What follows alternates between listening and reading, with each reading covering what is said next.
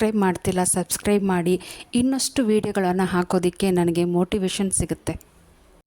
ಇಲ್ಲಿ ಡಾಕ್ಟರ್ ಉಮಾ ಮತ್ತು ವಿಶ್ವನಾಥನನ್ನು ಕರೆಸಿ ಮಾತಾಡ್ತಾ ಇದ್ದಾರೆ. ತಾಯಿ, ಇದರಲ್ಲಿ ನನ್ನ ಕೈವಾಡ ಏನೂ ಇಲ್ಲ. ನಿನ್ನ ಧೈರ್ಯ, ಭರವಸೆ ನಿನ್ನ ಗಂಡನನ್ನು ಇವತ್ತು ಕಾಪಾಡಿದೆ.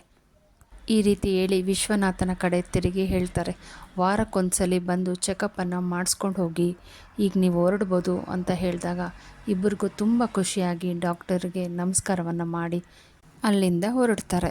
ಇಲ್ಲಿ ಮತ್ತೆ ಹಾಸಿಗೆಗಳ ಒಂದು ಮಾತುಕತೆ ಶುರುವಾಗುತ್ತೆ. ಆಕೆ ಇಲ್ಲಿ ಬಂದಾಗ ಕತ್ತಲ್ಲಿ ಚಿನ್ನದ ಸರ ಇತ್ತು. ಆಮೇಲೆ ನೋಡಿದ್ರೆ ಅದು ಕಾಣಿಸ್ತಾನೇ ಇಲ್ಲ. ಮಾರ್ಕೊಂಡಿರಬೇಕೋ ಏನೋ. ಅವಳ ಮುಖ ನೋಡಿದ್ರೆ ಹೆದರಿಕೆ ಆಗ್ತಾ ಇದೆ. ಕಣ್ಣು ಕಾಂತಿಹೀನವಾಗಿದೆ. ತುಂಬಿದ ದೇಹ ಬಡಕಲಾಗಿದೆ. ಅವಳ ಸೌಂದರ್ಯ ನೋಡೋದಕ್ಕೆ ಆಗ್ತಿಲ್ಲ. ಎಷ್ಟು ಬದಲಾವಣೆಯಾಗಿದೆ. 2 ವರ್ಷ ಸತತವಾಗಿ ಗಂಡನ ಸೇವೆ ಮಾಡಿದ್ದು ಮರ್ತುಬಿಟ್ಟಿಯಾ ಅಂತ ಬೆಡ್ ನಂಬರ್ 7 ಹೇಳ್ತಾ ಇದೆ.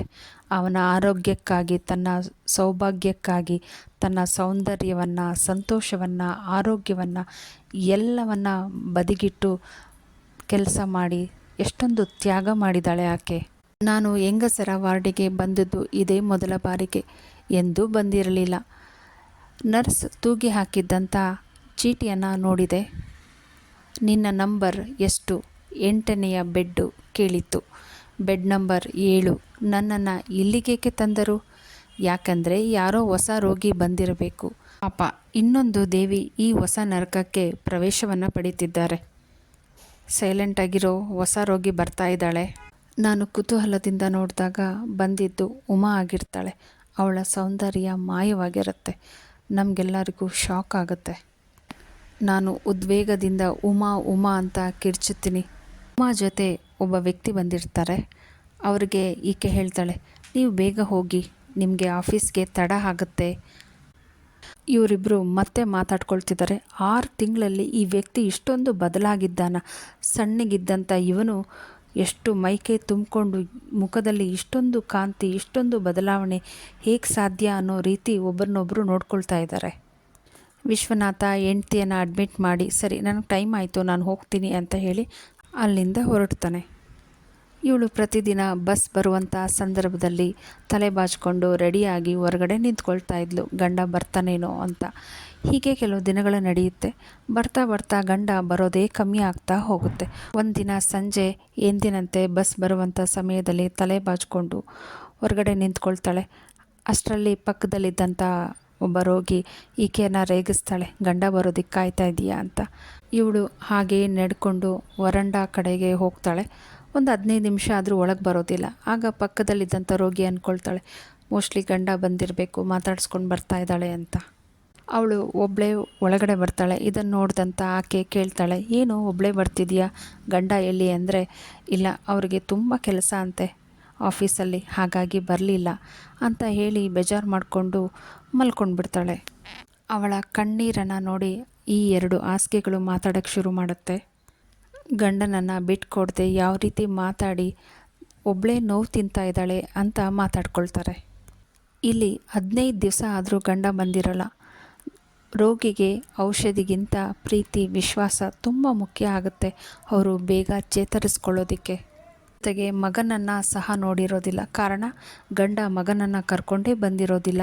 ಅವಳಿಗೆ ತುಂಬ ಬೇಗನೆ ಅರ್ಥ ಆಗ್ತಿದೆ ಗಂಡ ಈಕೆಯನ್ನು ದೂರ ಇಡ್ತಾ ಇದ್ದಾನೆ ಅಂತ. ಭಗವಂತ, ನಾನು ಯಾರಿಗೂ ಬೇಡವಾದ ಮೇಲೆ ನನಗೆ ಬದುಕುವ ಆಸೆ ಇಲ್ಲ ಅಂತ ಬೇಡ್ಕೊಳ್ತಾಳೆ. ಆದರೂ ಸಹ ಪ್ರತಿದಿನ ಆ ಬಸ್ ಬರುವಂಥ ಸಮಯಕ್ಕೆ ರೆಡಿಯಾಗಿ ಹೊರಗಡೆ ನಿಂತ್ಕೊಳ್ತಾ ಇದ್ಲು. ಒಂದಲ್ಲ ಒಂದು ದಿವಸ ಗಂಡ ಬರ್ತಾನೆ ಅನ್ನೋ ಒಂದು ಭಾವನೆ, ಆಸೆ ಅವಳ ಮನಸ್ಸಿಂದ ದೂರ ಆಗೇ ಇರೋದಿಲ್ಲ.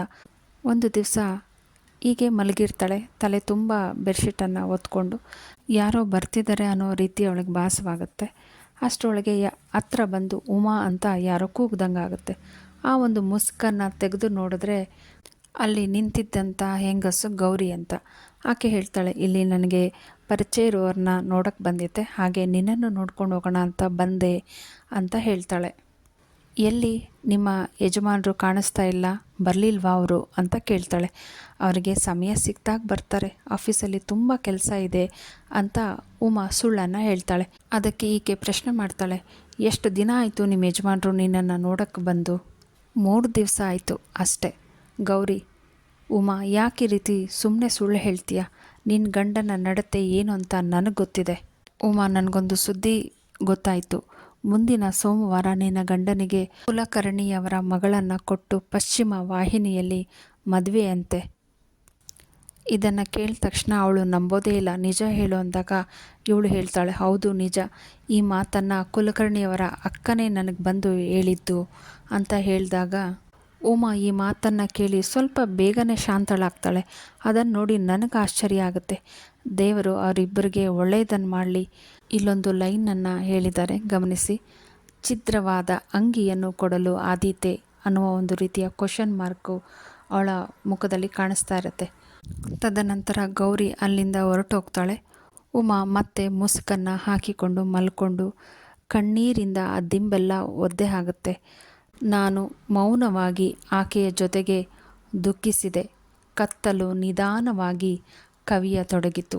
ಈ ಸಾರಾಂಶ ಪಾರ್ಟ್ 2, ಪಾರ್ಟ್ 1 ಸಹ ಅಪ್ಲೋಡ್ ಮಾಡಿದ್ದೀವಿ. Thank you. ಕೃಷ್ಣ ಅರ್ಪಣಮಸ್ತು.